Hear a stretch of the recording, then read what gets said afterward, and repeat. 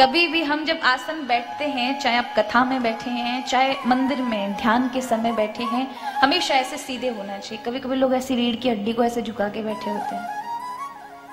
ये मेरुदंड है। रीढ़ की हड्डी को क्या कहते हैं? ये स्पाइनल कोड जो होती है, इसको मेरुदंड कहा जाता है ना। ये एकदम सीधा होना चाहिए, क्योंकि यही से इड़ा, पिंगला, सुषुम्ना तीनों हमारी जो ऊर्जा है वो इसी के बीच से संचारित होती है।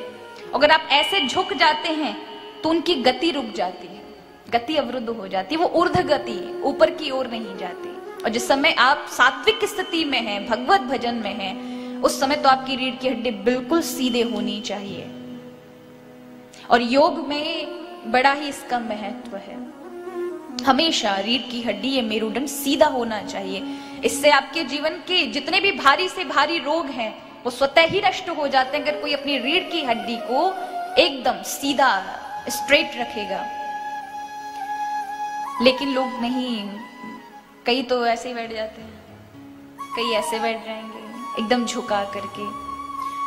अब देखिए, जीवन की जब बुढ़ापे में पहुंचते सबसे पहले ये रीढ़ की हड्डी महाराज झुकती है, झुकते झुकते झुकते झुकते ऐसी हो जाती है कि फिर हाथ में डंडा पकड़ना पड़ता है। क्यों? पूरे जीवन भर झुकाई थी तो महाराज बुढ़ापे में भी झुक गई।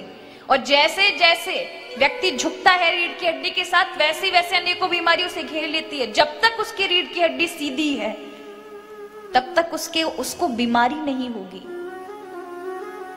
अभ्यास करना चाहिए रीढ़ की हड्डी को बिल्कुल सीधे रखने का, पर लोग नहीं रखते। आपको पता है, हम जब कुंडलियों की बात करते हैं, कुंडली जागृत की, उसमें मेरुदंड का बड़ा विशेष महत्व है। 7 चक्र भी इन्हीं के बीच से, 7 चक्र इसी श्रृंखला के बीच में है।